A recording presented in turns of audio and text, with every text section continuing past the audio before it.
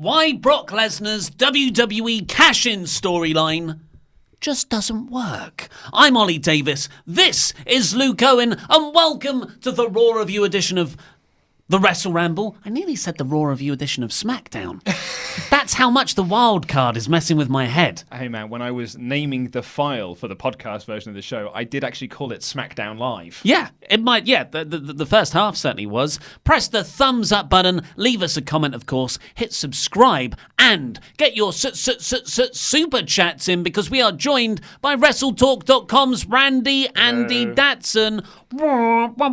Can you get a sound effect for that next time? Yes, I can. Also, I forgot which roster Mickie James was on earlier, so I had to check that 3 times before I wrote a story about her. SmackDown. Correct. Yes, nailed it. I'm so good at this job. Although, Where's Nia Jax? I will be honest. Well, she's injured, right? But So is Mickie She's James. on Raw. Okay. Mickie James is injured too, that's what I was I wrong about. will be honest, although I'd managed to get that one right, there's a moment later on in the show where Charlotte comes out bragging about winning at Money in the Bank, and Becky says, "Where's your belt?" I thought, yeah, where is Charlotte's belt? Why hasn't she got her belt on her? Forgetting that she's not the SmackDown Women's Champion anymore. Viking Experience. That's what I remembered this week. Who were the Raw Tag Team Champions? I don't know. But we are going to kick off our conversation with Brock Lesnar and this cash-in fiasco. So I'm going to let you run this because I believe that you were not keen on this episode of Raw.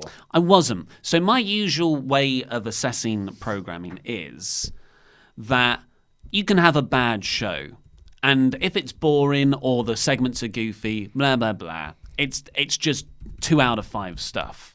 But if something is actively damaging to either the characters, like you've ruined a character, or the show, that the product in general, then it's a 1 out of 5. And this is a 1 out of 5 show for me. And the reason being is WWE announced over the weekend on Twitter, I believe it was, Stephanie McMahon had made this statement. I think she made it on Thursday because it was in my Friday news. Right, yeah, it was late last week, that Brock Lesnar would be cashing in his Money in the Bank briefcase, boombox. So she announced that the McMahon family had decided that he was being disrespectful about the briefcase and they were going to address his actions, teasing that the McMahon family would be on Raw. Yes. And then over the weekend, Heyman tweeted out saying Brock is going to cash in on Monday. Yeah. So it makes me think storyline changed. Yes. And they just changed their minds and went with that storyline instead. So you are telling fans that something big is going to happen. Which they've been doing for 2 weeks now. Yeah. And to be honest, they've been doing for frickin' ever and not delivering on. Advertising Braun Strowman versus Brock Lesnar for Royal Rumble and having Finn Balor in there instead. Advertising John Cena for the Royal Rumble up until the show started. And they were like, oh, BT Dubs, he's not here. Trish Stratus versus Alexa Bliss for Evolution. Never the plan. Always going to be a tag match. So it's not unprecedented. But shame me once, I can't remember the saying. Shame you once. On the shame me once, shame on you, WWE. On the shame me twice, shame on me.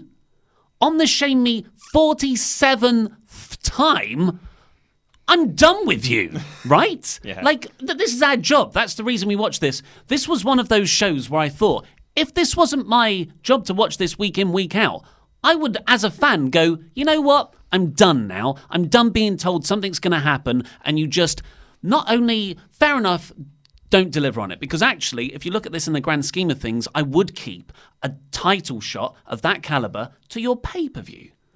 I mean, it's awkward because your pay-per-view is blood money, and it's very controversial anyway. But I would prefer it to be a pay-per-view without those complications. But okay, I can see that on paper. But it comes after every week post-WrestleMania of them saying one thing and delivering another, and not in a satisfactory way. No. I go back always to Seth Rollins versus Kofi Kingston, title versus title, and we're going to have a winner. We're going to have a winner. Oh no, we're not. It's going to be a really tired, lazy booking out of this direction to have them both tag team up together against The Bar. Mm-hmm. This is what, and I was really annoyed about that because you set my expectations. It's not my fault. It's not me getting carried away with fantasy booking. You told me something big was going to happen. And then what happens on this show, Brock Lesnar keeps on teasing. It was teased in advance. It's teased throughout the show. He even has a segment where he beats the living crap out of Seth Rollins with a chair. This is like the conclusion to this night-long storyline. Brock Lesnar comes out after Corbin has laid out Rollins. He's got the briefcase. He's got Paul Heyman. He's got a referee. And Brock Lesnar destroys Rollins with a chair, hits him with F5s, whips him with the briefcase. And Ben Heyman's screaming at him, cash it in, cash it in. And Lesnar looks at him, no, let's do it Friday. And I'm just like, this makes no sense. Why would Brock Lesnar, a man famous for not wanting to work dates, delay this further when he can easily beat him now? Well, he had this a couple of weeks ago where Seth was laid out and he was there at the show with his Money in the Bank contract and the show just ended. And I was like, well, why did you tease then that he's backstage all night with a possible cash-in? Yeah. If you're not going to deliver on that. And like to go back even further with the McMahon family feeling disrespected by Brock Lesnar. Storyline. That holds no water when you think about it for 2 seconds because, first of all, what are the allegiances of the McMahon family? Last time I checked, at least half of them are heels, and the other half are heel/faces. They change depending on the nature of the situation. So I don't know why they're angry at also heel Brock Lesnar.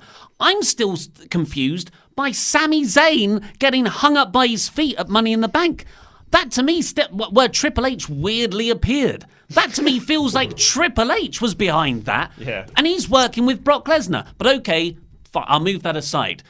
Even on the basis of taking the McMahon stuff out, why are they annoyed with someone not announcing when they're going to cash in their Money in the Bank briefcase when that's the whole gimmick of the thing? Sorry, I got angry. You did, mate. I tapped the table a bit too. I didn't know it was. I don't know my own strength. You incredible Hulk. Okay. Are you okay? Okay. I think I've said everything. I'm going to have a cup of tea now. I think it's a well-deserved sip of tea there. I don't really have a lot to add on this. I made this point on, I think it was Thursday or the weekend show. I didn't watch SmackDown last week because I was doing stuff for Screenstalker. Instead, we decided that I was going to do some stuff for Screenstalker for the Godzilla screen that you and I went to the previous night. So I didn't watch SmackDown. And it was amazing to wake up on a Wednesday, bearing in mind that this is my job and I've been a wrestling fan for pretty much my entire life, to wake up on a Wednesday and not think, better watch SmackDown. In fact, what I thought was, I'm actually quite glad that I don't have to watch it. Because it felt like I had a morning off. And it was pretty. And I don't want to feel that from a show that I usually enjoy watching. But I usually get so burnt out on Monday nights or, by Tuesday morning watching Raw that I'm like, I honestly can't be bothered to watch this show. Really, really cannot be bothered. And when I didn't have to watch it last week, it was actually quite lovely. Even though I still love this job and I still love hanging out with all you guys and chatting about wrestling. I'm really looking forward to my couple of weeks off that I've got coming up. Really, really looking forward to them for multiple reasons. Luke's going on holiday next week for 2 weeks. Yeah. But you're still going to live stream it on your phone while walking around Peru, aren't you? Yeah, while I'm doing the Inca Trail on Machu Picchu. Be like, here's what I think of Kofi Kingston.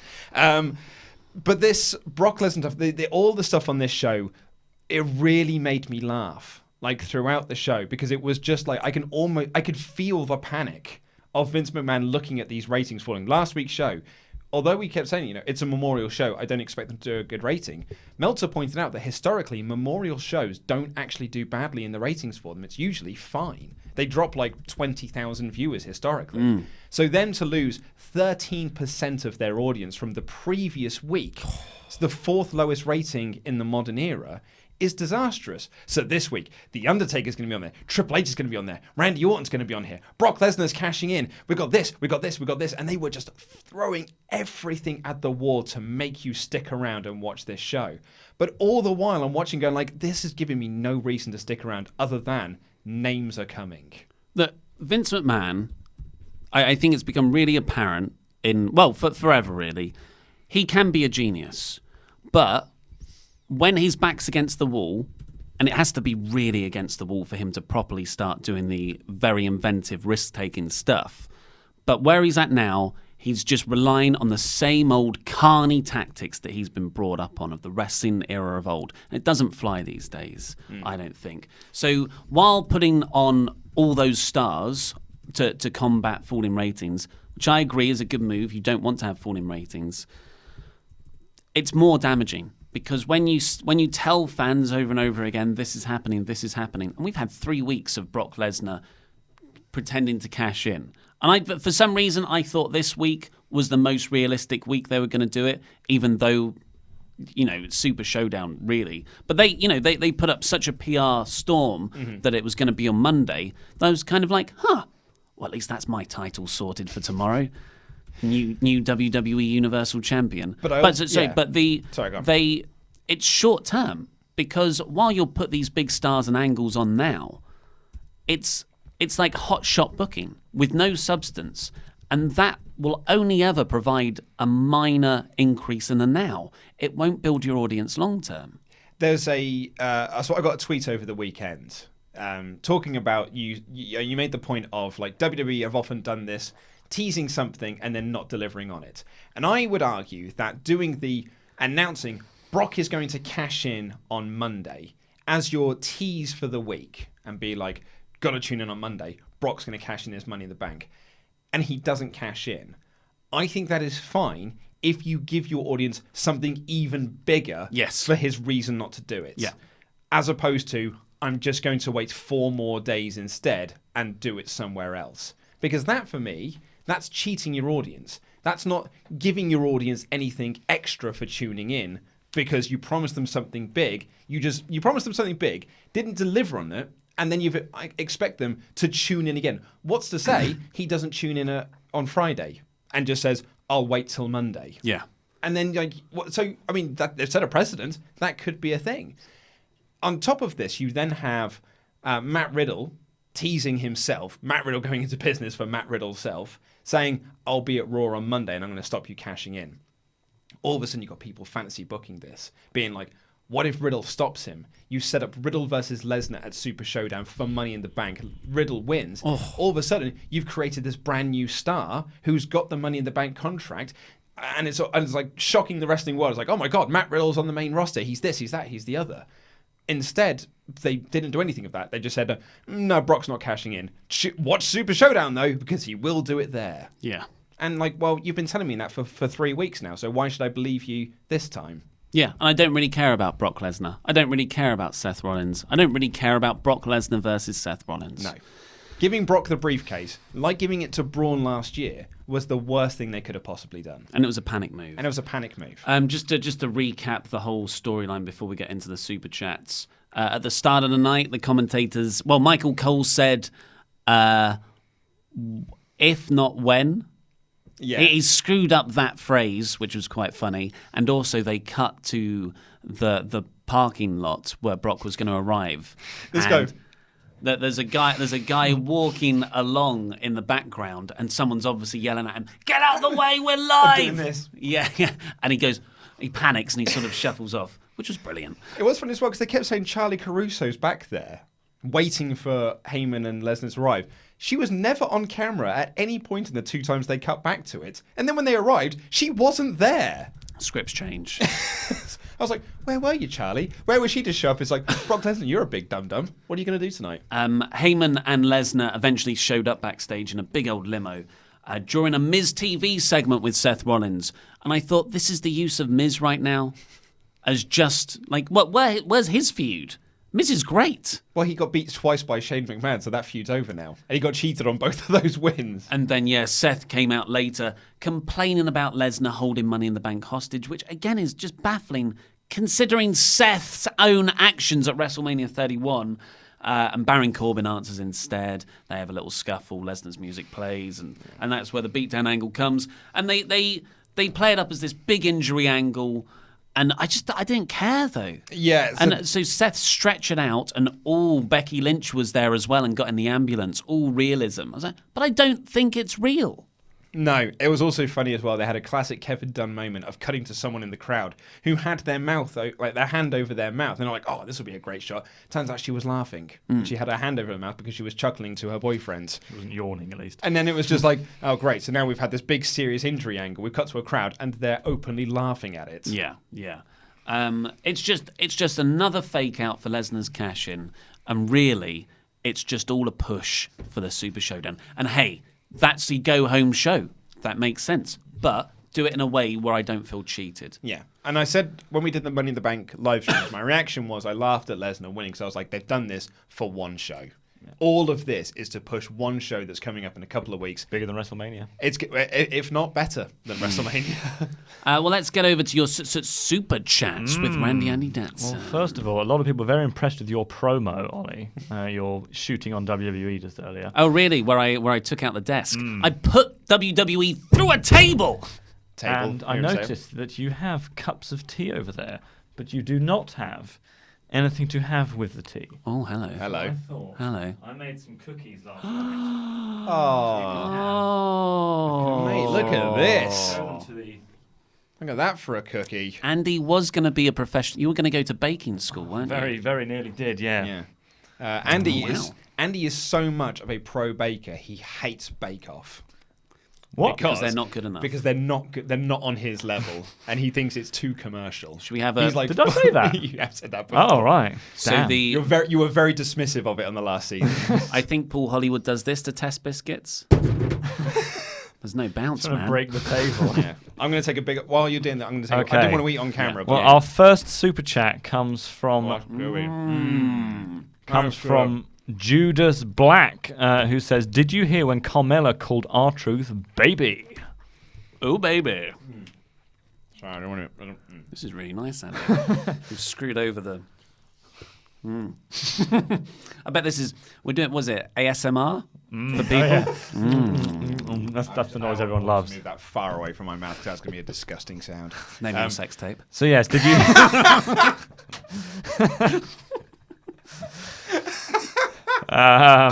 So yeah. Baby. No, I didn't. Oh. I don't think it means anything. Oh, okay. Fair enough. Duff's 101, a name I don't recognise, but says, "Do you think Brock will ever get the go-away heat that he deserves?" I think he's getting it now. Yeah, I think he's had that in the past as well. I think fans are tired of Brock. I think we have now all convinced ourselves for the last 2 years he's going away. And he just keeps coming back. Like a nasty fart, he won't go away. And I just think that it's getting to the point now where the fans are like, I'm so done with the storyline. I tell you where I remember that first beginning is when they thought, how do we make Roman a babyface? Let's book Brock Lesnar's appeal into oblivion. Where, you know, they just kept on saying how he's not going to turn up ahead of the WrestleMania 33 match. 34, I think? 34, yeah, you're right. And then, like, they booked it so well that, the Brock started to be not as over and people were resenting him. Yeah. But Roman didn't get any over for it. No. Still booed at WrestleMania. Vernon Jeffrey says, "How are you guys going to cover cover and review all three?" Sorry, I got a new laptop. It keeps jumping down when I get a new one.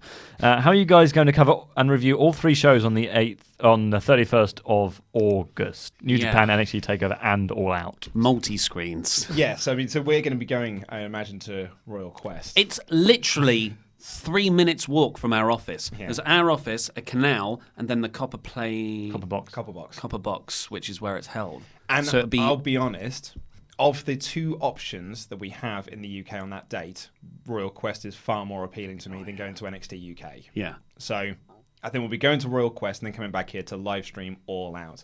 But Pete did suggest... It's a hell of a day. But Pete did suggest that we have a big enough team now that we could send 2 people across to Cardiff. Yeah, that's bigger travel expenses than walking over the bridge. Also, I think we all just want to go to Royal Quest. Yeah. Yeah. Fair Plus, enough. yeah, the Cardiff hotel and prices I've heard are quite pricey. Yeah, God, I know a lot of people in Cardiff. You can stay with them. I went to university there. I can go stay with my I guess my nan-in-law. Is that what you call it? Like, No, I'm already staying with her. Oh, hello. A bit of banter from Datsun. Randy by name. Michael Randy. Dominguez says, "Texas loves y'all and keep 45 as long as you all want." What does that mean? Keep 45. Anyway, glad to be finally part. Sorry, I don't know why I keep jumping down. Glad to be finally part of one of the rambles. As a teacher, now that school's out, I can watch live. Hey, Thank take you that, very mu- school. Take that, education. I just wanted to point out that once again, it is not Randy's fault that he keeps losing the super chat. You know what? Sorry, what was that gentleman's name? His name was Michael Dominguez. You know what you're like, Michael Dominguez? You're like school in summer, no class. Ha. Well, although I think you're super awesome because you're in the super chats with us. It was just a school joke. No, I don't know why this keeps flipping down. I have got a new laptop, so I'll just have to check why that's doing that. But I'll Someone was putting you soldier over. on. Someone was putting you over in the comments yesterday because Pete was really struggling with the super chats yesterday, like really proper struggling. Like he kept refreshing. Yeah. And someone was like, "This is why Randy's so good at his job because Randy writes them down on paper. That's why he does it." I did used to, but No, now we get sure. so many. Brag. No, it's a new laptop, so I think I just have to figure it out. My Chromebook just was good with it, but I don't know why this is going wrong. Anyway, Jobber JJ says, "Can we just talk about Bray Wyatt?" Oh, yeah, absolutely. Oh, it's amazing. We will. Oh my! I could talk about that for a solid hour. Yeah, we're Break it frame we're by not going frame. to. But Yeah, yeah, it's fantastic. That Vince McMahon puppet, so good. the German accent, like what's the character from Simpsons for Huskus? Huskus. No, the... Huskers. It's Uda. Uda is the Uda. okay, yeah. I just like the I don't make chocolate. me run. I'm too full of chocolate. Incredible. ML Dempsey says, "If you thought Brock was really going to cash in, you're a smelly mark, or a smark, as the smart marks say." Well, that's certainly what Vince is saying. Idiots. They thought he was cashed in. Bunch of marks. New Age Entertainment, thank you very much for your generous donation. Thank you. Mr. Doback says, "Andy should replace Ollie." I don't think I should, Mr. Doback, but thank you for your support. Tim, that's not your son. Tim Arndt says, "Are you guys sick of Firefly Funhouse? I still like this week's segment, but I'm getting sick of the vignettes. I want to see Bray in the ring." Absolutely not. No, I could do with just more of this. I could do with it just being this character. Can we not just have? Look, I keep saying every week. Now he has to debut next week. He has to debut next week, and the next week's promo is even better. But I also do want him to debut eventually. So can we just have him debut? And then we have a week of Firefly Funhouse. Like, we don't have to get rid of these promos. No. We can still make them carry on. I also think as well that as it's like the one good thing on Raw at the moment. Oh, jeez, yeah. Like, I don't want to wish it away, like for something else that might be worse. Yeah. Yeah. Update, I have fixed it. There Hey. you go. Tim Arndt says, "The thing I really shouldn't have done that, should I?" Oh, Randy, you were so close in that one, dude. It was Damn you. almost. Damn you, me. Jobber JJ gutted says, for "The you. 24/7 saga was awesome. Hashtag golf, no Chavo golfing." The golf thing was quite funny. Golf Yeah. thing is what I assumed this title was going to be about, really. Jinder Mahal in full gear on a golf course. Now it was funny. Don't think it's as funny as everyone's saying it is. Oh, absolutely not. No. No. It is not the not the golf. ball pit hardcore title list and or the airport one. But at least it's something different. Yeah. Mark Mayan possibly says, "Thanks guys for watching WWE so we don't have to." Do you want a biscuit, Hey. mate? No, I'm good. Car I'm good. crash. Well, no, you're very welcome. Yeah. Yeah. Something in Japanese says, who do you think will randomly show up at tonight's SmackDown? Rusev, a clone brother, Killian Dane, or no one of the above? Winner gets 2 points. That would be Shane, Roman, Drew. Yeah, all the SmackDown stars. yeah. The Usos. Yeah, they'll all be there. Not Sasha Banks, though. No, yeah, maybe. Although apparently she's going to be back by the summer. That's what the But then she reports did are. like that Dean Ambrose picture escaping from WWE. Yeah, but she's also challenged Tony Storm and Viper to Oh. matches. So maybe she's going to head over. Interesting. Maybe she'll go to NXT UK to help them push the In Cardiff. Cardiff. Well, she is from Cardiff, so that would make It sense. sounds to me like she's like, okay, I'll play ball. Yeah. Let's see out my contract. Yeah. Yeah. Adrian Wells, thank you very much for your generous donation. Thank you, Adrian. William Thank you. Adams says, "I wonder if Bray has back pain from carrying Raw." Yeah, jeez. Yeah, tell me about it. We always used to say that about Seth Rollins' knee. Like Yeah. it buckled because he was carrying Raw, yeah. Tim Arndt back again says, also, you've seen the rumour mill saying that Adam Cole and Shayna Baszler may be called up in the near future. Personally, I hope it's all made up. Yeah, so it's Meltzer on Wrestling Observer Radio saying that those are the two names in NXT. Particularly Shayna Baszler. Particularly Shayna Baszler, yeah. They're very high on her at the moment. I think if the call-ups do happen, it'll be after SummerSlam to let them drop the belts at the Toronto show. Hey, it's not stopped them calling up other champions. Well, you're War Raiders. You're absolutely right. Ciampa. Walter. You're absolutely right. But yeah, so that's the rumor. Although it's weird that it's Adam Cole and not the Undisputed Era as a collective. But yeah, these are just there's rumors at the moment. But I think they will be. We were trying to count this earlier, but they will be the 13th, the 12th and 13th NXT call-up since December. Oh my lord. Yeah, and they would have been more than that if Gargano and Ciampa hadn't gone back.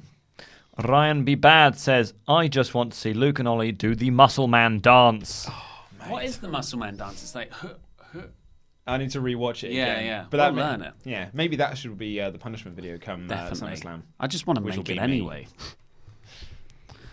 We've got Start Recording saying Ryder and Hawkins have become the new Brock Lesnar, haven't been on Raw in ages, and they're holding the Raw tag titles hostage. Yeah, they Damn certainly- part-timers. They certainly are. I'm surprised that the Revival aren't really annoyed that they're not getting any tag title shots or the Usos doing whatever the Usos are doing. Cream or something. K. Amal says, hey guys, always wanted to support through Super Chat, but the feature isn't supported in my country. But now I'm on my internship in the US, and so I can finally support Wrestle Talk. Hey, good luck Thank with you your very internship much. as Yeah, well. yeah. Thank you very much. Thomas Lagden says, hey guys, can't watch live because I'm at work, but I can still throw my money at you. Oh, thank you very much, Thank Thomas. you very much. Patreon Pledgehammers as well. Jobber GG says, jobbers are the best thing on Raw. Take that. No, they're not. Bray Wyatt's the best thing on Raw. Yeah, definitely. Start record. Hey, he might be a jobber soon. Start recording. Andy, when you're right, you're right. I'm worried in case Harper is in the 24/7 scene. I mean, if he's going to be anywhere, this will be where he is going to be. Yes. I mean, he can't even make TV. Like, he's actually below the 24/7 title. Yes, yeah. He's probably the lowest ranked person in the whole company. Yeah. And Mojo Rawley's in that company. Yeah. Wow. The Colons? Oh, he's below them. Oh, yeah. Because if the clones are fine, they'll be in that 24/7 picture. Yeah.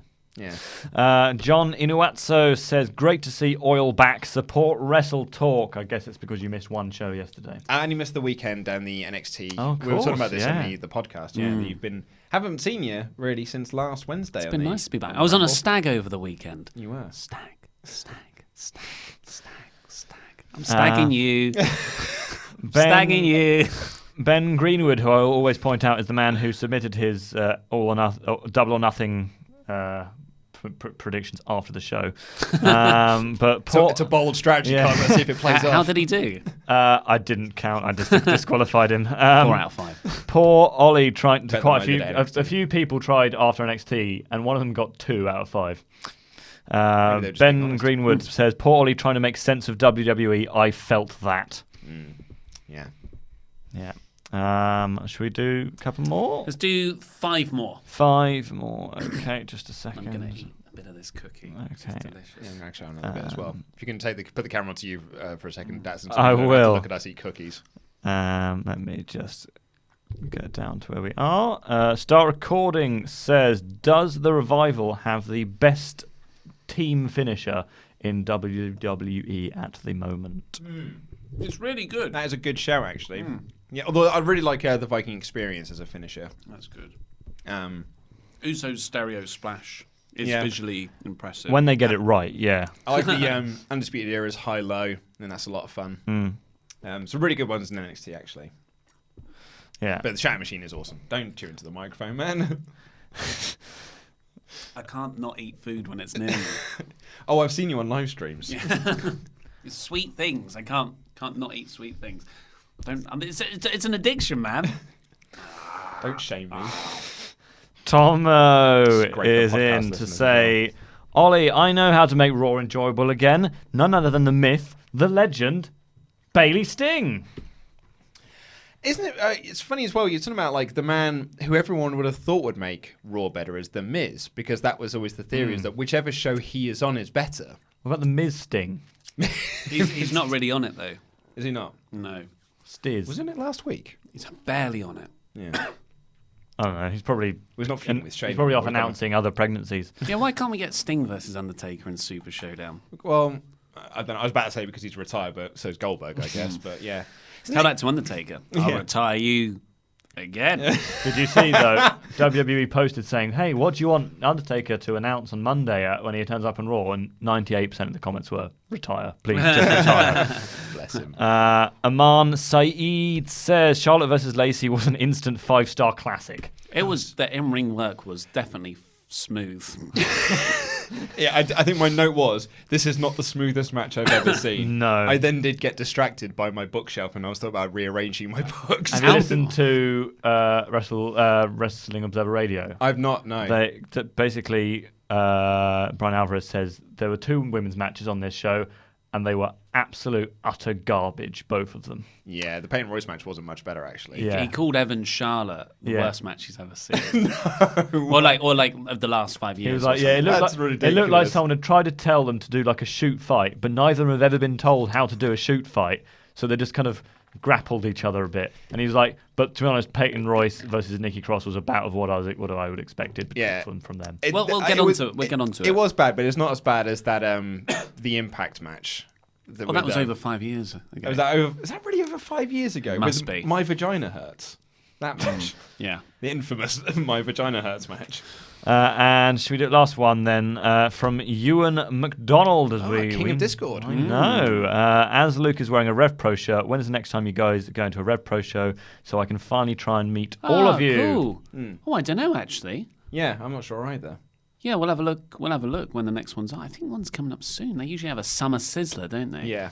Yeah, it'd be good to meet you, Ewan. And of course, everyone who's here when we're not live streaming, everyone can chat to each other over on the Discord, Wrestle Talks Discord. It's a great old place to be. Yeah, it's good. Great old place to be. Let's review this episode of Raw then. Yes. So the first match was Roman Reigns coming out because he's a SmackDown star.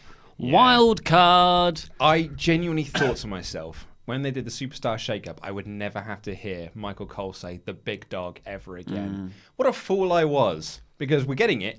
He's the Omni-Roman. Yeah. But on the Shane is worse. So Roman Reigns comes out, doesn't even get a chance to say anything into the mic because out comes Shane McMahon and he says he'll be the first person ever to tap Roman out. Yeah, with his triangle Yeah. choke. And then Roman told him to shut up, boy. Yeah. And then Roman said, I'll beat up Drew McIntyre after I've beaten you. at Stomping Ground, yes, we've got our first match announced for Stomping Ground. I'm surprised that wasn't your big headline for the review. Stomping Ground match announced. Huge WrestleMania rematch Yeah. announced. Roman Reigns versus Drew the match that everyone loved from WrestleMania is happening again at Stomping Ground. Wasn't that the most widely condemned match? Samoa Joe and Rey Mysterio had a screwy, really quick finish. Yet everyone still didn't prefer Drew versus Roman. Yeah, because the Ray Joe match went about a minute, didn't it? Which is Joe just choked him out instantly. And at least that was refreshing, considering how long that card was. Yeah. But Roman and Drew just had a boring, rest-hold-based, 80% working Roman over match when it really didn't need to be that. And we'll get it again at Stomping Ground. But I won't be here for that show, so I'm fine with it. You lucky man. I'm going to have to watch Roman and Drew and Seth and Baron, potentially. Mate. Roman was attacked in the ring by the Revival, and Drew McIntyre came down. And this was one of the pre-announced matches of Raw. Roman and the Usos teaming up to take on Drew McIntyre and the Revival. And it's a shame they didn't make more of this, because I really like Reigns and the Usos as a faction, but it was really just within the confines of a match. Yeah, yeah. There was no stuff afterwards or outside it or segments. And it felt like this match was really designed to put Drew over strong. Yes. So that they can build some interest into the Drew-Roman match at Stomping Grounds. Yeah, because Is it Stomping Ground? Stomping Ground, yeah. Okay. Because the finish was Roman's running wild. I think Shane tries to cheat, so Roman gets him on the outside. Drew flies out of nowhere and takes out Roman with a Claymore, which is actually quite a nice follow-up from last week's angle on SmackDown, where Drew went to save Shane, but Roman just moved, and he completely just crashed onto the announcer's table, which was like a good spot. So this was the payoff for that. And Drew then gets in the ring, Claymore to someone, and wins. I believe it was Jay, I think. Right, it Because I doesn't think they hit Jimmy with a Shadow Machine on the outside, the Revival did. And then after the match, Revival gave Roman a Shadow Machine, Drew hit another Claymore, and then the heels hold him up so Shane could do the most dastardly heel thing and hit him with a spear and did the ooh-ah pose afterwards. And the Omni Shane group stood tall. Not even the Boy, don't Revival they. can escape the Omni Shane. Yeah, they've been sucked in. So this was... I think it was a good 6-man tag, actually, and it was a good way to build a match, but I don't want to see that match, and I don't want to see the match after the match either.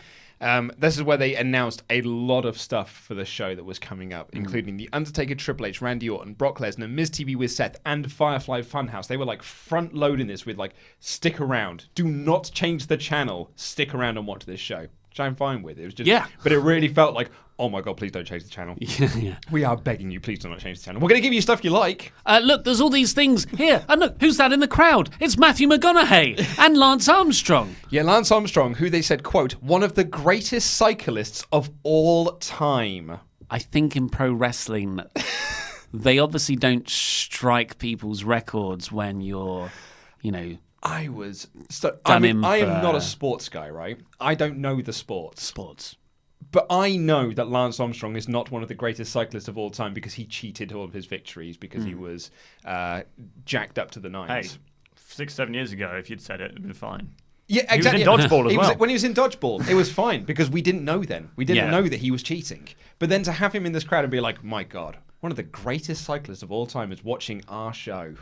It's insane. Yeah. I just is McConaughey in a movie with him? Is that why they're what- together? Okay, so I'll be honest, I didn't take a lot of notes then for Miz TV versus Seth Rollins because I was like, why the hell are McConaughey and Lance Armstrong? Turns out they're friends in real life. So they just went to the show Right. together. I think Matthew McConaughey is such a cool guy. Just is, yeah. forgive All Lance right, all Armstrong. right. All right. So yeah, that's why they were together. I thought there was like a Lance Armstrong movie with McConaughey in the works, but no, there's not. It's Texas.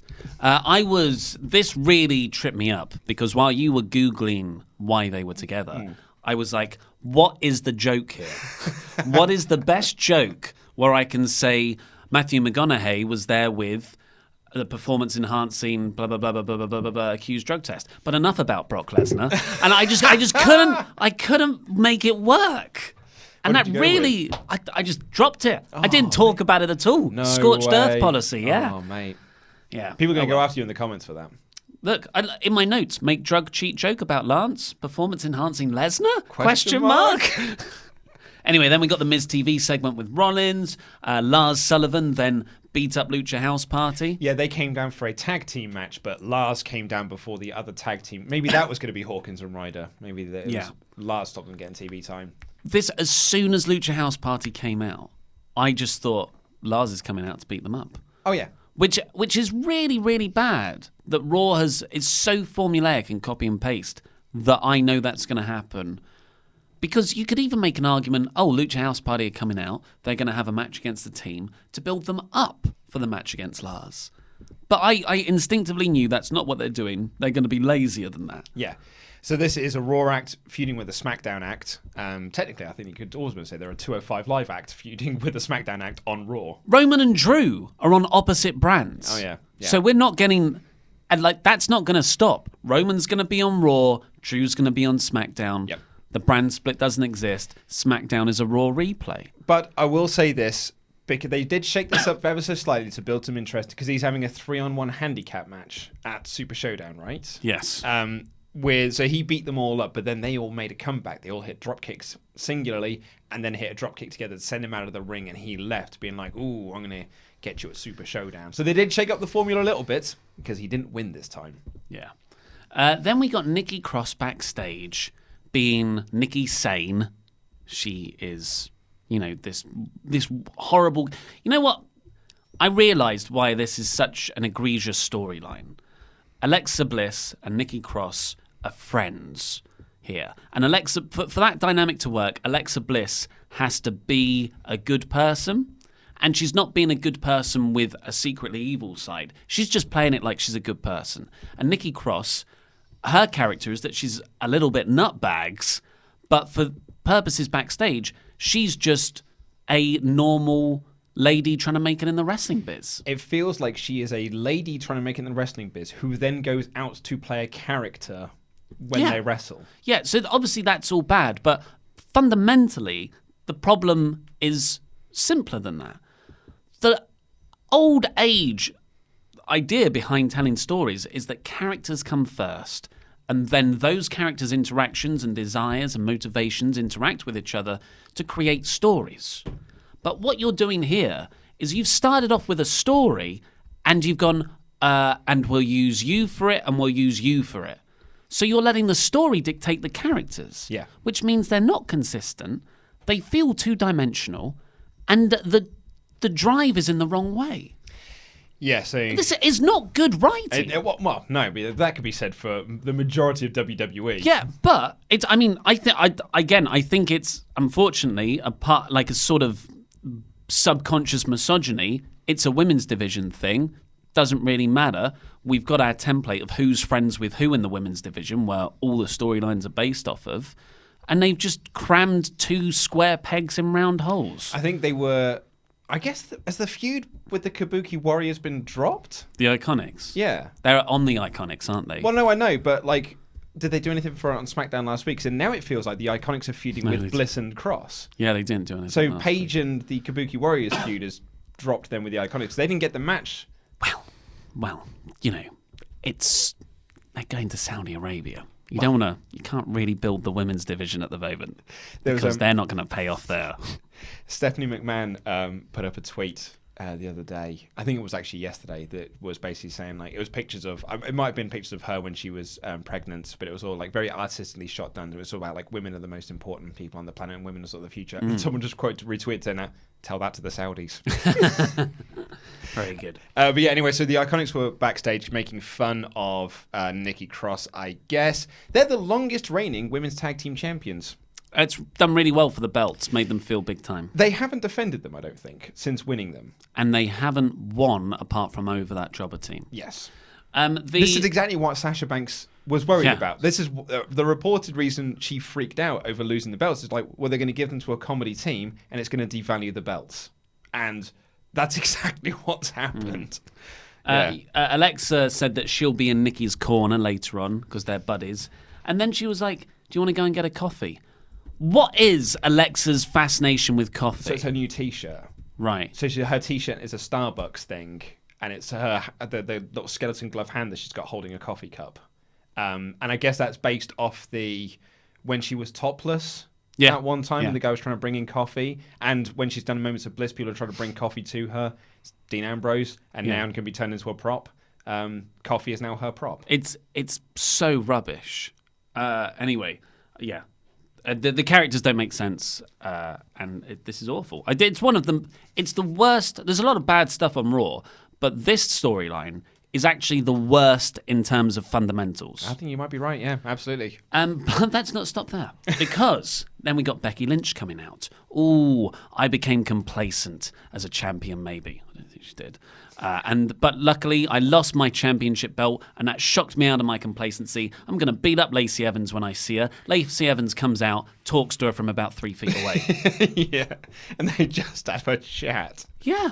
So, yeah, whatever. And then Charlotte comes out, and she talks about she's a 9-time champion, over halfway to her dad's record, a fictional record. Yeah, just I think the report Meltzer said was they're trying to get her to that point as quickly as possible. Yeah, it's quite obvious. Yeah. And then they set up a Lacey Evans versus Charlotte match, which was set up on SmackDown when they sort of combusted against each other.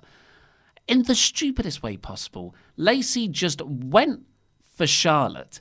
It looked like a punch, but no punch ever happened. It was just a little shove, but the commentators talked about it like a punch. Charlotte got up from the punch. The punch is Lacey Evans' finisher. It looked like Charlotte just no-sold the finisher.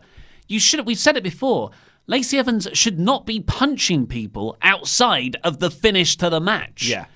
It's also so awfully telegraphed and scripted when they come down in their gear and be like, and then, oh, well, maybe we'll have a wrestling match. And I was like, well, it looks like you were expecting to have a wrestling match because you're in full gear mode. Yeah.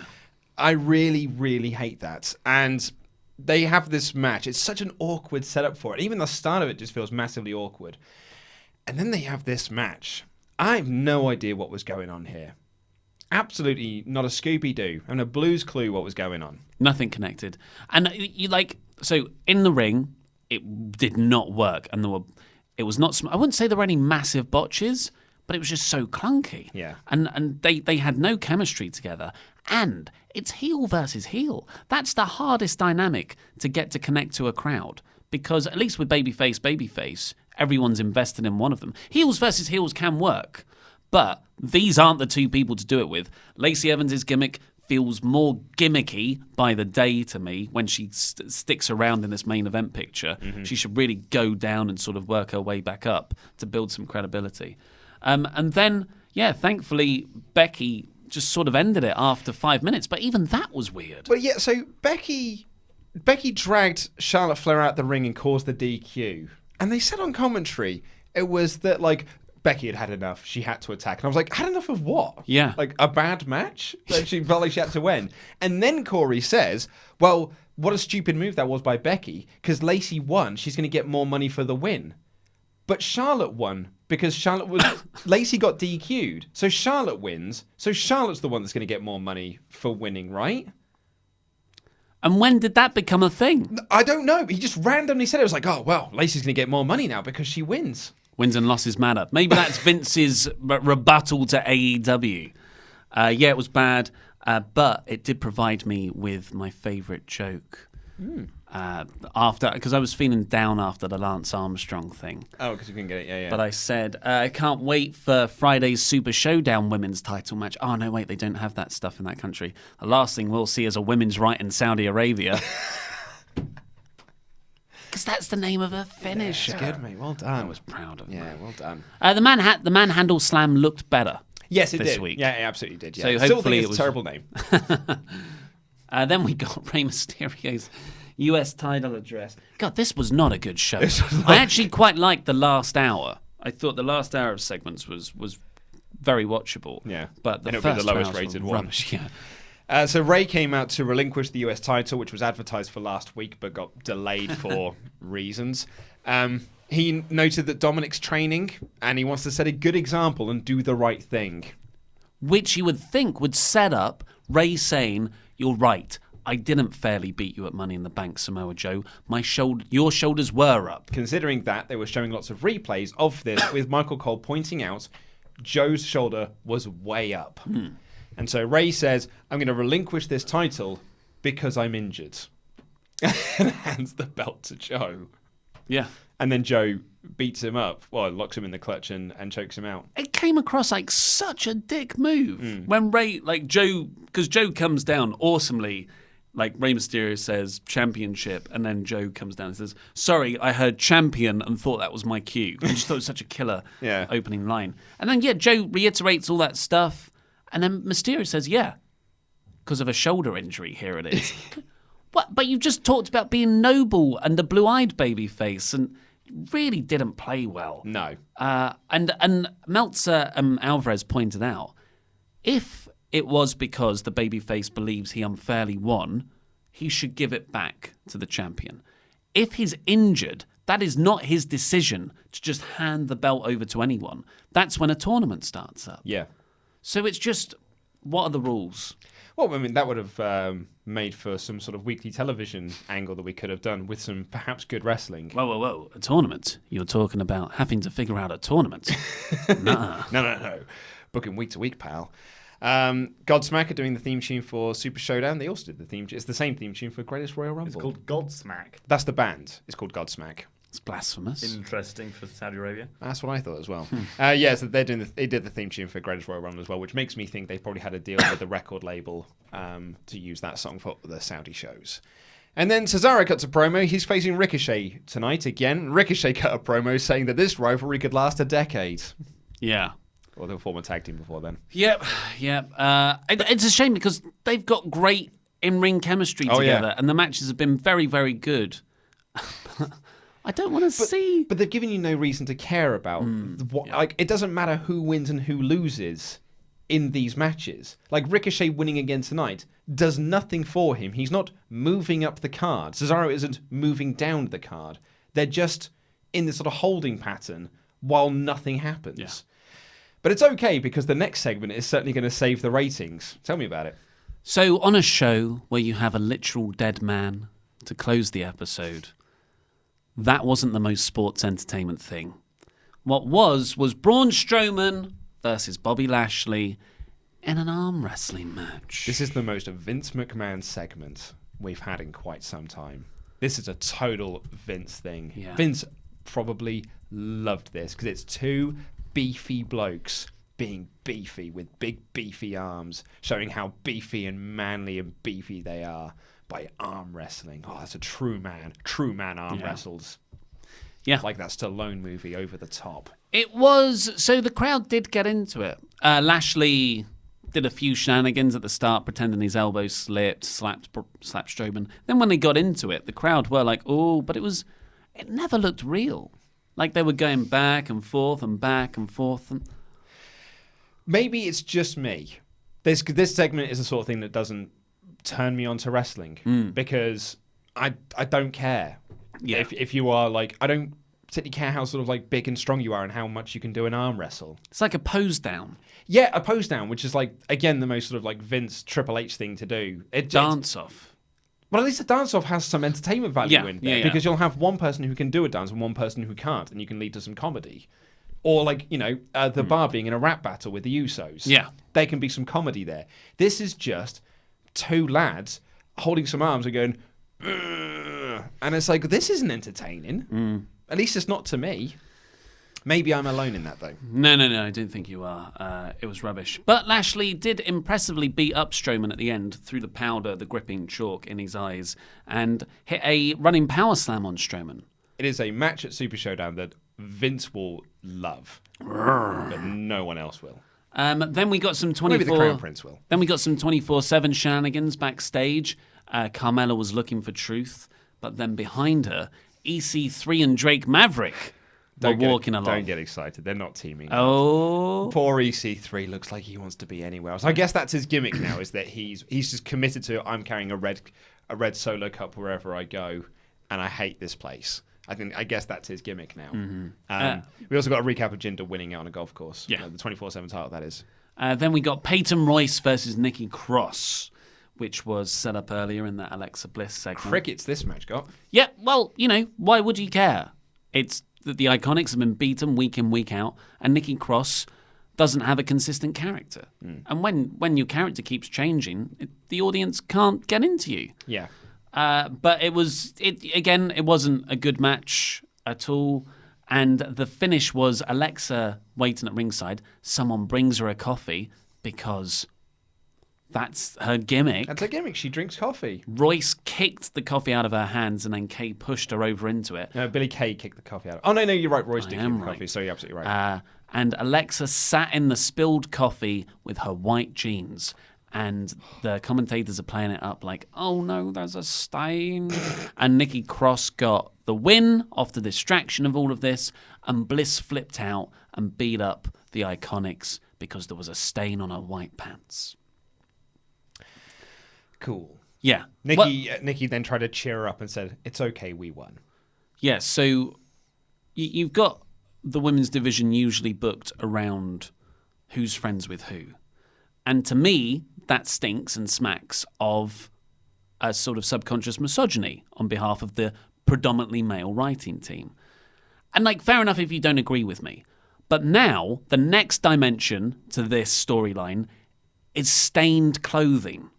You would never get a men's feud based around stained clothing unless it's like a comedy Chris Jericho scarf thing. And that isn't what this is. I think they genuinely think this is quite They serious. did book a feud between Kane and Chris Jericho over spilt coffee. But that was on his I know- person. I know, He and was I- burnt. also, I'm just He's Kane. It wasn't really about coffee. Yeah. You Yeah, it think was- this it is was deeper than that. Literally, the line is, you think this is about coffee. It's an amazingly deep feud, actually. Yeah. That's genuinely very good. And it led to an amazing last Yeah. man standing match. You could say as well they've done this with the Usos and the Revival. with the Usi Hot thing, which Renee referenced on commentary, by the way, during their match. It's like, don't bring that up, Renee. We're trying to forget all about that. But we all thought that was lame. So it's not like I agree with you. You wouldn't have done this for Seth Rollins and Brock Lesnar. You would build that around an actual feud and an actual sort of rivalry. It's not set up over who is friends with who has a coffee, who has stained clothes. The Revival Usos example is because they're actively burying the other team. That's also true. I forgot about that. Like yeah. that's not just, oh, this is funny. It's like that. So the way they bury a team because they're leaving the company is the same way they treat their women's division, just normally. Yeah. Unless, of course, you're Dean Ambrose, in which case you get sent out like a hero. So, yeah, it's then we all had like the Seth Rollins bit. And then, thankfully, Raw then got pretty enjoyable. Oh, thank God for this. Because what a fantastic, possibly the best Firefly Funhouse yet. It's a very special episode. Oh, so good. Exercise! Yeah, he had to talk about something very serious. Exercise. Yeah. And the reason he's talking about it is because his very good friend, Huskus the Pig Boy, which is, of course, a play on Husky Harris, Bray Wyatt's first gimmick when he came up as part of the Nexus.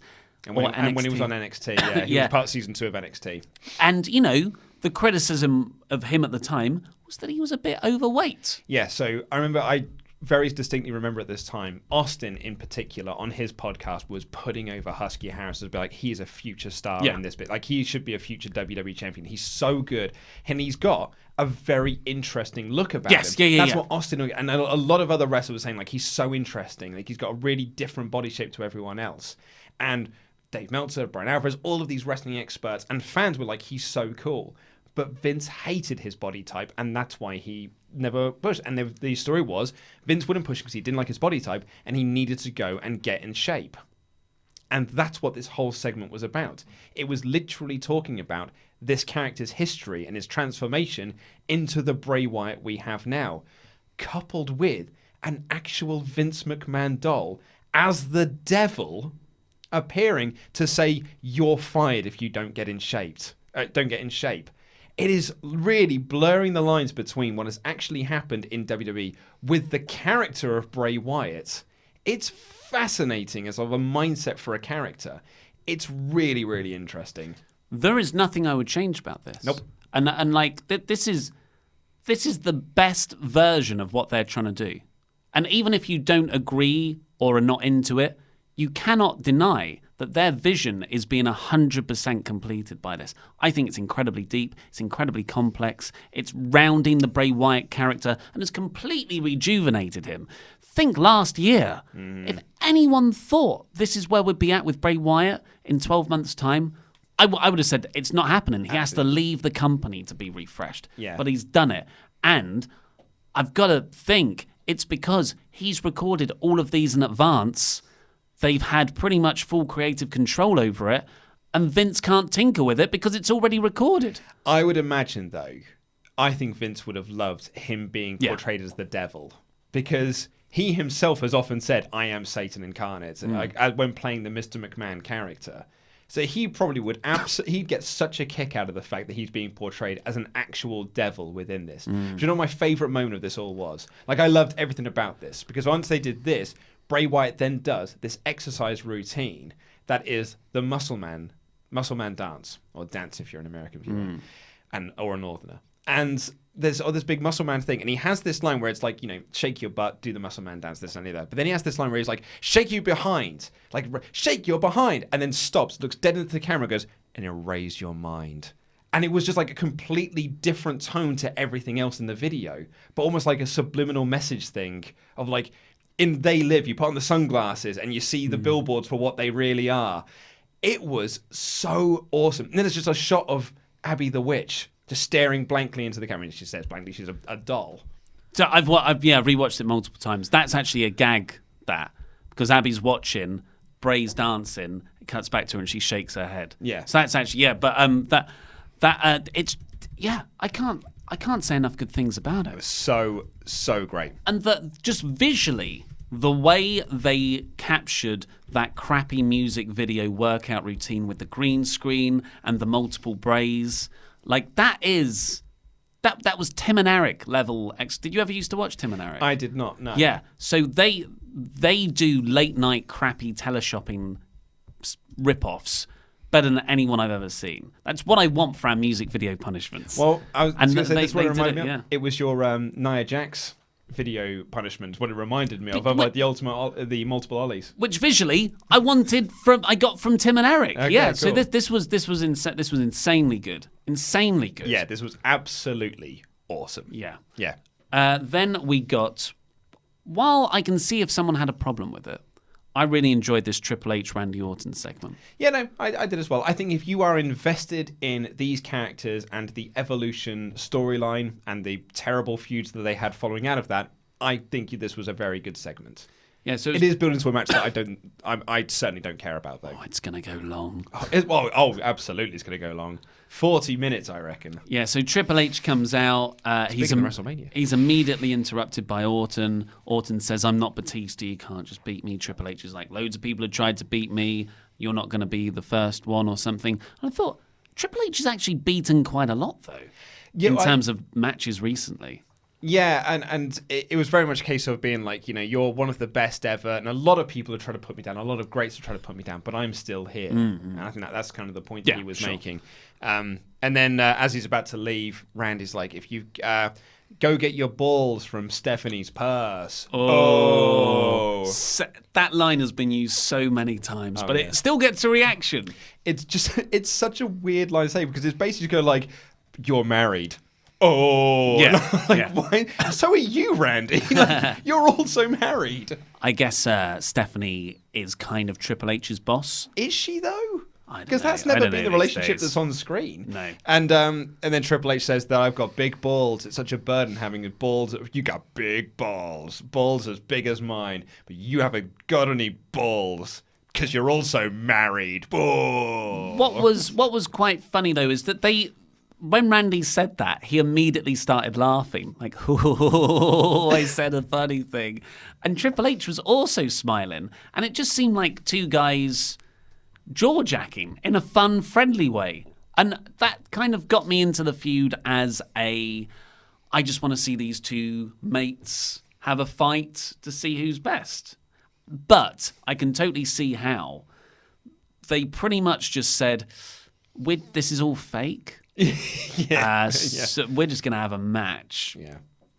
It's going to be long, folks. Tune in. Yeah. So I can see why you didn't like it, but I didn't say I didn't like oh this. no, I mean yeah. I meant to the viewer. I but thought it was fine. I found it quite authentic, and that was something that was sorely missing from this episode. What a shocker that a Triple H segment feels more Yeah, authentic right. than everyone else's. Remember when him and Undertaker got the best build last year of any feud in WWE? What's Randy's character now, by the way? This is out of continuity, Randy. Oh, yeah, yet well, again. totally, yeah. I've no idea. Then we get Baron Corbin walking around backstage, supremely confident, saying this is the best thing that could have happened to him, that Seth's injured, Brock's lurking with the briefcase. I'm like, if you win that match, Lesnar's cashing in on you. I know, but he's got the smarts, hasn't he, old Baron Corbin?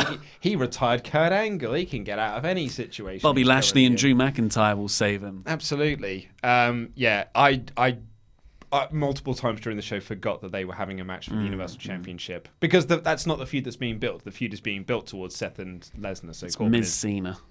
Yeah, that's exactly it. You're absolutely right. Then we've got Ricochet versus Cesaro. Good match. Yeah, very, very good actually. They riffed off of spots from the previous matches and didn't take it the same way. I thought it was they put thought into this, and it was so impressive with all the stuff that Ricochet can do, the Cesaro swing. He's the perfect base for Ricochet to launch off because Cesaro's so naturally strong, and it got the crowd into it. I thought this was a very good match. It's just a shame this isn't spread out over 3 pay-per-views. And it's not leading to anything. That's Yeah. my bigger issue I've got with this. It's all being done for nout. Yeah. And it has been, all 3 matches have been done way too close together. But anyway, Ricochet rolls Cesaro up for the win. And then Cesaro beats up Ricochet afterwards, goes to the ring, gets a ladder out first. Yeah. I got excited, man. You know me and singles ladder matches. But what's it? It doesn't matter. I don't. Yeah. I don't know. I don't care, and I don't particularly care because I think a ladder match between those two would be excellent. And then he puts that back and gets out a table, and R-Truth was on the table with the 24/7 championship hiding. That's where he was hiding all along. It was very funny. It was a very funny visual because when he pulled out, he still pretended like no one could see him. Yeah. Like just stayed as still as possible, like a T-Rex had found him. It was like, they can't see me if I don't move. Someone said on Reddit, sorry, I can't remember who, that it was like Alistair Black's entrance. But yeah, it was really good. Then all the undercard ran down, and Carmella super kicked Drake Maverick to save Truth. Yep. He And did a Truth- good like throw of the paper when he got super kicked. Yeah. So yeah, a good 24/7 through line again. And then very quickly we got the Undertaker, Oh, very quickly indeed. I mean, not quickly for the entrance, but the promo shot was quick. because there was like 4 minutes left on the show. And this is the other thing I was going to bring up about WWE, like advertising a lot for this like show. So they advertised the Undertaker well ahead of time, pushing this a lot on social media, pushing it a lot on this show. The Undertaker's coming. The Undertaker's coming. You got to stick around. The Undertaker's coming. Imagine if you had stuck around for the show for 3 hours and what you're given at the end is a 2-minute promo from The Undertaker that you have heard before and then the show just ends. And you're like, why the hell did I wait around for 3 hours to watch that when I could have just watched the highlight package on YouTube the following day? Yeah. And yeah, because it was just a typical Taker promo. Oh, yeah. The death and souls. We are legends in this business. I I want- will the real I want the real Goldberg, not the family man Goldberg. Because if you don't bring the real Goldberg, you're next. Yeah, and then it ended. Literally, the show just cut to I black. swear there was no copyright logo or No, anything. the copyright logo did come up. Ah, right. But it was like, it felt like no one had told Undertaker that they don't do overruns anymore. And he's just like, I've got my time because we can easily go to 1:15. Because there was more of that. That, to be fair, that's not a bad end line. No. And then you just, that plays music a bit. You only need 20 more seconds, really. But on the YouTube version, it's got the rest of the promo where he goes, and you'll rest in peace. I thought, oh, you were so close. That's all you had left to say. Your entrance is too darn long. Super Showdown. We'll get another encounter between them tonight on SmackDown, I'm sure. Yeah, And that was Goldberg's Raw. advertised for SmackDown. I don't know. I think Undertaker might show up, but Goldberg is for sure advertised. Maybe we'll get like a dong and a promo message. One can hope. Yeah. So I was quite clear at the start. I gave it 1 out of 5. I thought this was the last hour was quite enjoyable with the Firefly Funhouse stuff, the Ricochet versus Cesaro match. Where was that gritty stuff that we were promised? Where was the dark audience lighting? Plans change. Yeah. Like don't they got bored of that after 2 weeks. It didn't make a difference in the ratings, so we won't bother trying it anymore.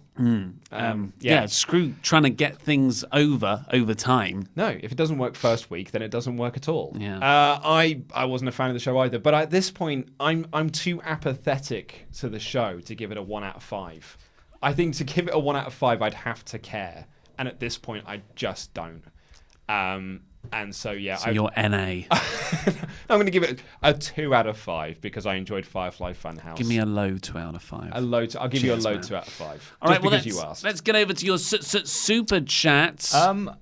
We have over 70 super chats to go through. Oh, blimey. Whoa! Well, thank you very much, Thank you everyone. so much. Well, should we Be try quick, and Randy. rattle through? Yeah, be quick, very Randy. quick. G Dog says, "What do you think of Firefly Fan House?" We've already gone through Excellent. that. Loved Demore Davis says, "Do you think by the end of the Not Come that on, quick. Andy, Not you've that not quick. got enough time. Stop Saudi- panicking. Brock will have the Universal title and WWE title"? No, No, just one that's- of them, Universal. That's impossible. Dustin Pylon says, "Just don't think about it, Ollie. Raw is better then." I can't do that, unfortunately. I tried. It's also his job.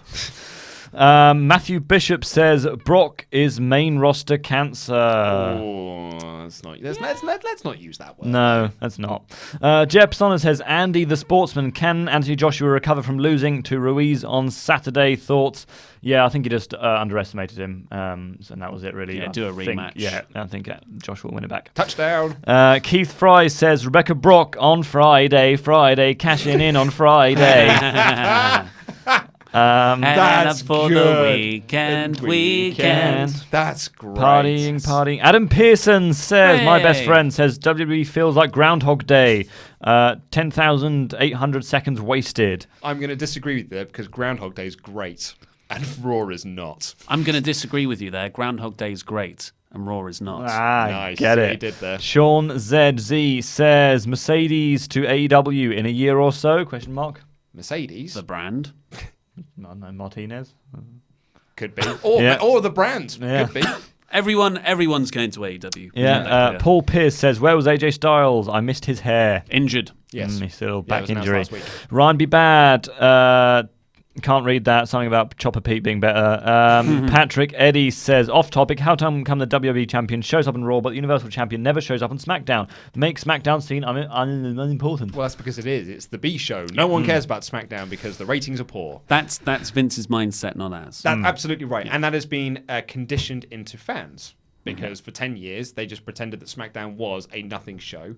Didn't put any stars over there. They put Triple H over there once and then realised they'd actually put too big of a star over there and just brought him back to Raw. Pete Maccabee says, if you could fix WWE, what would you do?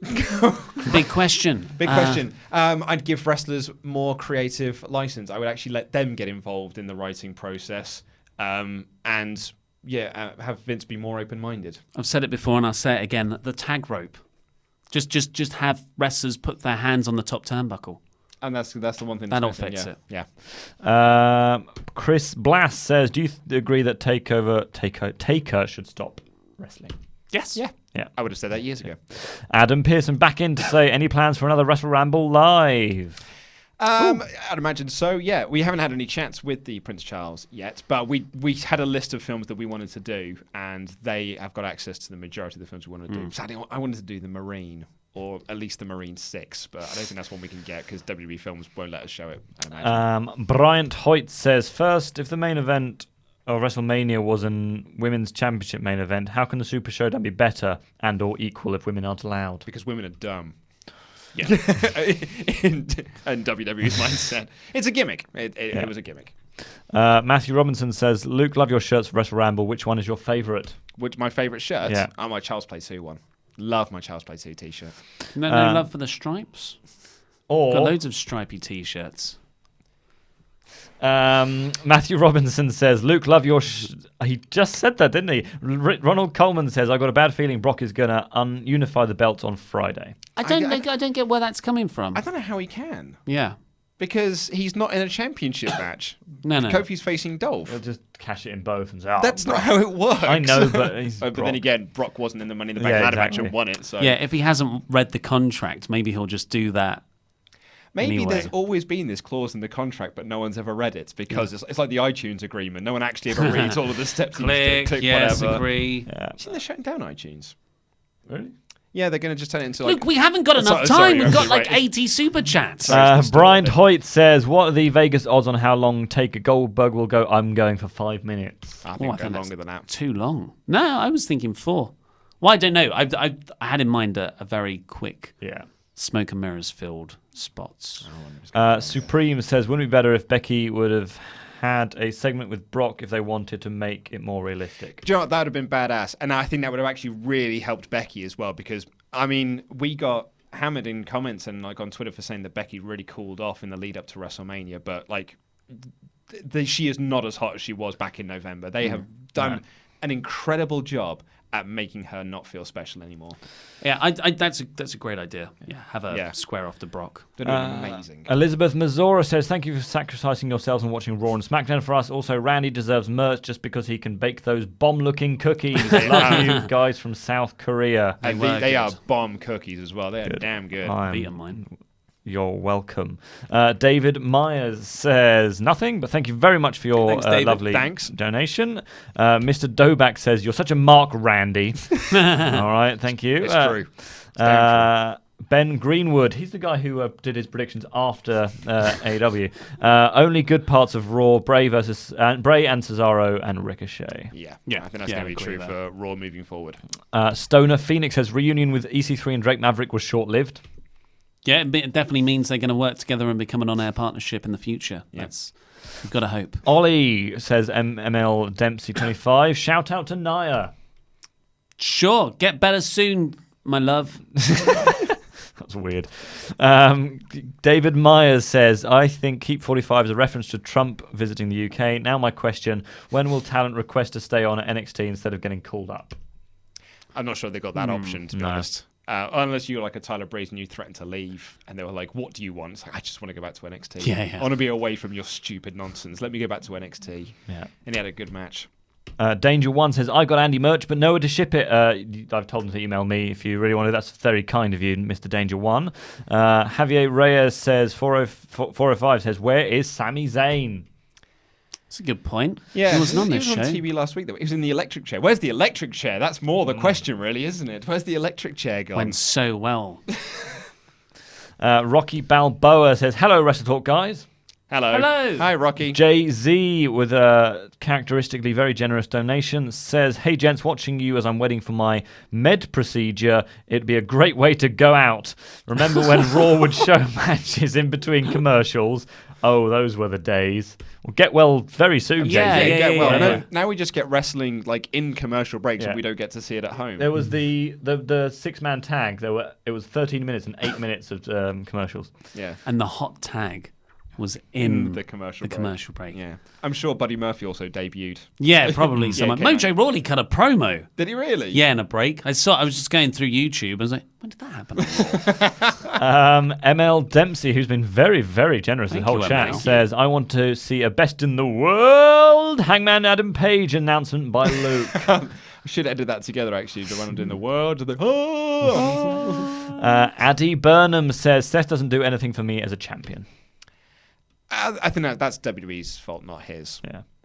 The Zornis says we want Roman chants for a SmackDown guy. Huh? Tim Arndt says, with WWE begging us not to change the channel, how much more desperate can they get? Will they try and resurrect the Ultimate Warrior next? I mean, if the Crown Prince pays him enough. They've replaced Do it them once Mojo already. Rawley. Exactly, yeah. Can just bring back everyone then. Dominic Campbell says, which do you think is worse, Omni Shane or Baron's mid-card of evil? On the Shane. Honestly. You think Omni Shane's worse? I can't. I just can't get on with the guy. ML Dempsey again says, Ollie, honest opinion on lazy wrestler guy, that Hurridic Rana was ridiculous. Awesome shirt, Matt. Hurridic Rana. Hurridic Rana? Is That was this, that crazy, like... is, Rana oh, they did. is he talking about Orange Cassidy? And Orange Cassidy and Oh, Joey lazy Ryan. wrestler guy, yeah, that would be... And Joey Ryan. yeah, Have you seen yeah. this? No. So It was it's hilarious. an amazing clip, right? So Orange Cassidy is like doing his usual style, chopping Joey Ryan like as lackadaisical as possible. And when on the third one, he put it up with like a big oh, and Joey Ryan catches it and puts it on his penis to do the penis plex. And in doing so, makes him do a Hurricane Rana on someone, and then he grabs him, puts him on his penis again, kicks another guy, puts him into a pile driver position, and then Canadian uses the Destroyer. penis plex to make Orange Cassidy do a Canadian Destroyer. And like Orange Cassidy's really Joey good in Janela, this. wasn't it? That's Yeah. amazing. It was That's Joe really Janela, cool. I think. Yeah, that's right. Yeah. Yeah. It's so funny. I'll watch that It's after this. amazing. Logan M says, arm wrestling is real wrestling. Vince is listening. Yeah. I guess so. A Rod Promo says, love the channel. Who should be the first AEW champion? Paige. Jericho. Jericho's good shout. 'cause Jericho. it's- Well, Paige would be my choice because I think you should be putting over your own talent over the Yeah. outsider guys. Again, I said this on yesterday's show. I'm going back to Joe Angle in TNA. Angle winning first really hurt Samoa Joe, and it actually basically just told you that the WWE guys are better. Sean Martinez says, Sean, the real punishment Martinez versus Randy Datson for the Crap Gimmick Wrestling Light Heavyweight Championship. Book it. Daniel O'Farrell says, is it wrong with me? Well, when I see Lars, I just don't care and can't help but see him as a racist pig. Keep up the great work, boys. If he's lost you, yeah, I can see why things he said in the past Yeah. would why someone couldn't forgive him. I totally understand that. Me personally, people grow and get second chances. So Yeah. Mike, It does little for me though because I just think he's a big lad Yeah. I can't get on. We've had this. We've just had Braun. He's Like, got- we've yeah. we've already got a Braun. He's got no character at all for me. We want Andy cookie making videos or just ship me some. We'll see. Lars New also has series. terrible gear. Patreon Those exclusive. tasty things where I just do it, you can see my hands. Bryant Hoyt says, am I the only one who noticed Alexa Bliss's coffee looked more like orange Gatorade than coffee, or was it just me? It's a conspiracy. Um, That's what was wrong with that segment. Larry Acup says, thanks for watching WWE and taking it for the team. You're welcome. We'll keep Binith trying. Sheth says, you guys are awesome. Your reviews are awesome. Cheers. Thank you very much. It's very kind of you to say. Uh, They're fine. Matthew Robinson says, Ollie and Luke, just want you to know that I love your stuff. I'm a hardcore wrestling fan since the 90s. Just want you to know that your show has got me back into wrestling full-time. Patreon for life, Matt the Real Boss Robinson. Thank you Thank very much. you, It's very Matt. kind of you to say. Very, very Cheers. kind. I can't read that name. Stod123 or something. Stud, possibly. Ollie, can you please do the Drake Maverick pose? Drake Maverick. Blake Carpenter says, good work, Luke. Welcome back, Randy. Who is the dork next to Luke? What did you say his name was? Bronk. Bronk. Bronk. Bronk Woodsmith. the Woodsmith Jabroni. Yeah. That's what This is turning into yeah. a Velveteen Dream feud with Alistair Black. that is what it says here, yeah. Tomo says, arm wrestling match. Tomo. Beef out of beef. Not enough beef. There did need to be more beef in that match. You are a vegetarian, Luke. Stop it. Maybe that's why I don't like the feud anymore, because the beef doesn't do anything for me. you want a Those soy cookies- wrestling match. Those cookies are vegetarian, I promise. I want it made out of lentils and chickpeas.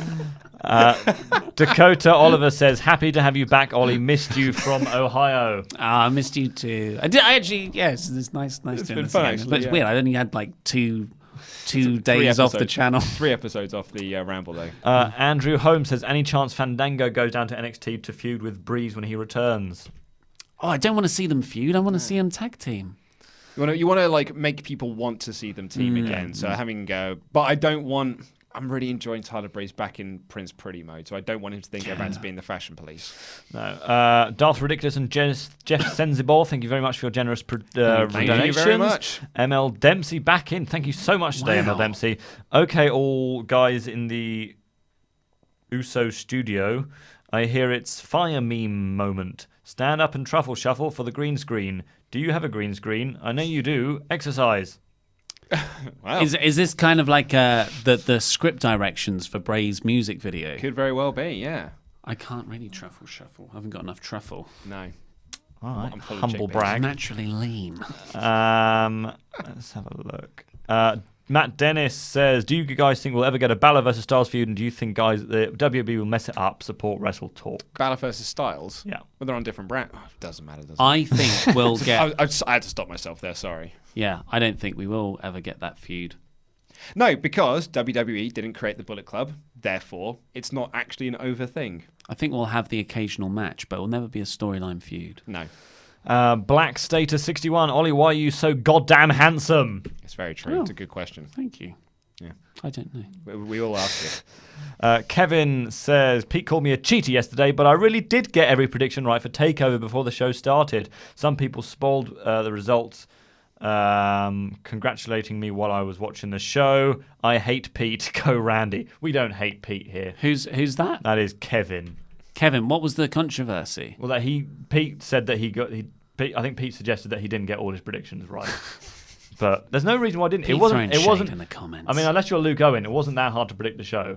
yeah. How many did you get, Randy? 4. 4. Oh, so, you didn't get everyone right then? No. So 1/5 of it was difficult to predict then, Randy? Yeah. I didn't get the tag match. I went for Undisputed Era. What did I got 4, didn't I? You got 3. Because I'm 1 point above you now. So, yeah. I verified Andy's picks as well. Oh, yeah? Because who watches The Watchmen? I do. The Omni Ollie. You This is are coming to the me, though. Stonecutters. Ty Hanky says Randy equals bot killer. There were a lot of bots that I was demolishing on Well this done. Well done, banning. Randy. This is your Terminator I am. sequel. I will destroy them.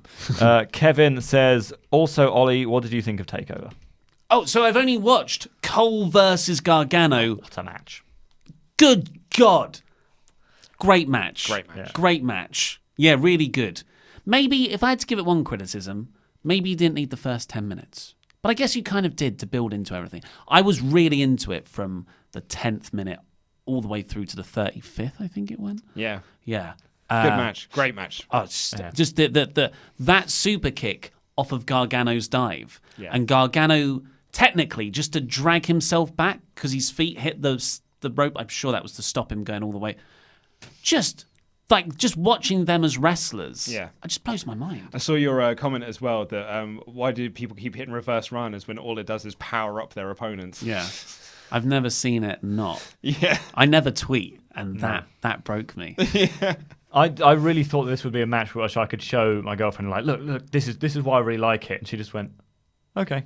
And then just started doing what she was doing. I was like, oh, that's never going to happen. Yeah, I thought that would be. My wife caught me watching. I say caught me watching, but Caught you watching what? When you like to know. She came in while I was watching the first War Games that they did, and I was like, actually, maybe this should be like, oh, okay, I kind of get this. And her sister came over as well, Yeah. and I'd be like, oh, okay, I sort of get why you like this then. But the only comment was like, that Killian Dane is too hairy. Is she Vince McMahon? he is too hairy. I've got a girlfriend too.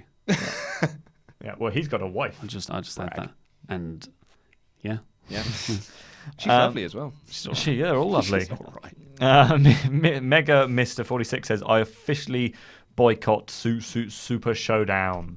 yeah. Good on you. Good on you. Yeah. Absolutely. Yeah, I think that's the moral right Gregory thing to do. Bruce says nothing, but thank you very much, Gregory. Thank you. Thanks, Joshua Gregory. Russ says, hope you are all having a good day. I'm having a- Certainly are, Joshua. I'm having a great day, although it is hot in this room. Yeah, We have got probably got a glisten. We have got 4 more, so let's. Oh, come on, Randy. Well done, Randy. 5 more, sorry. But this one's a nothing. One's not a nothing. One's no message. I But take thank it back, Randy. You've already taken more time explaining that than it would have to just read through them. Stoner Phoenix, thank you very much for your very generous donation. Rocco Productions says, "What are you having for dinner tonight?" I'm going to Frankie and Benny's because I'm going to the cinema. What are you going to see? I'm going to go see Booksmart because I didn't get to go see it last week. I was going to go see Little Shop of Horrors at the Prince Charles Cinema, but it is sold out, so I can't go. Which is annoying because I've been listening to the soundtrack all morning, getting myself all pumped up for it. Seymour. Yeah. So I'm going to go to Frankie and Benny's before I go to the cinema. Me and my lady partner, I don't know what we're cooking yet, but honestly, it'll be her cooking and me cutting up an onion at the start. And we're going to watch the second episode of Killing Eve because that is a bloody fantastically written show. Oh, I meant to tell you as well. I've started rewatching Handmaid's Tale, and it is very, very good television. Yeah, it's great. Excellent. I've started watching Last Kingdom. I know it's a bit outdated, but I think it's very good. What's Last Kingdom? It's like Lars Kingdom. Yeah, no, The it's place he built for whites only. it's a kind of historically accurate look at kind of when England was like Wessex, Northumbria, cool. Cornwall. It's Yeah. on Netflix. It's really good. It's quite good for like people who like Game of Thrones and stuff. Basically, Netflix said, "Make me a Game of Thrones." Yeah. ML Dempsey. Oh, I'm having fish and chips. ML Dempsey says Lucha House Party worked him. Lars. I guess. Lars, yeah, I guess so. Did you notice that we spent more time talking about what we're doing tonight than Yeah. we have for the vast majority of wrestling questions? And I Burnout. Yeah, and I very much enjoyed that conversation Yeah, it was, as well. It was good. Yeah. Thomas Mangan says, why didn't it go more raw in the third hour? Because they've dropped it already, yeah. Yes, and so yeah, it's just that was a gimmick that lasted a couple of weeks, and they realised that it didn't actually help the ratings. So, well, and in fairness, was it darker? Was it grittier? Was it more real? It felt like the same third hour as we normally get. Small Afro Games Jaron Walker. says nothing, but thank you very much, Jaron. Thanks, Tomo bud. says Tomo. And lastly, Start Recording says, I would have loved to see a Taker versus Joe feud. Undertaker versus Joe. In 2007, 2008, yeah, Yeah. absolutely. When WWE should have been signing these people, but opted instead to go with Luther Reigns, I think that, yes, absolutely, I would have done. I'm not now, though. Well, anyway, thank you ever so much for your all your super chats there. That was phenomenal. But that's not where the thanks end, because we've got our $25 a month or more pledge hammers to say thank you to with some cheap pops. Oh, yes. So thank you, Paulie Dangerously Jarman. Woohoo! Can I do the next one? Of course you can. But you. Can I do the last one? The Carpenter, the Crafty Blake Man. Yeah, yeah. that's what's written here. The $100 man, CD Horvath. Yes.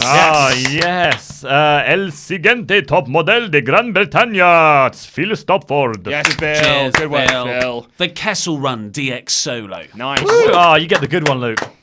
The mayor of Painesville, Dan. Yeah, Dan. we love Dan. Dan. Gary Dan. Burger and fries. Yes. Have mayo with that. The event known as Chris Anderson to this side, the best in the world. Oh. Yeah, sorry, yeah. You want to sing this one, Randy? Oh no, you go for it. You're the best sorry, singer. yeah. Ben, hey now, you're a rock star. Haley. Whoa. Yeah, he's no jackass. Dano. Whoa, the Beast, Brock Taylor. Yeah. Whoa. Supernova, Steve Harris. Champagne Supernova. Jerry was a race car driver. Spiker. Yeah, didn't do it in the singing voice, it's fine. Kratos' is forgotten son, Chris Petru. Nice. Yes, and lastly, Wrestle Talk's personal ring announcer, Rodrigo Benitez. Yeah, thank you very much, My everyone. God, Click what a the long videos show. that have just appeared on the desk now to catch up with the latest Wrestle Talk awesome things, and this button right here, which will take you to Patreon, where you can get your own shout-outs. I've been Ollie Davis. This has been Luke Owen. That over there has been WrestleTalk.com's Randy Andy Datson, and that was Rambling.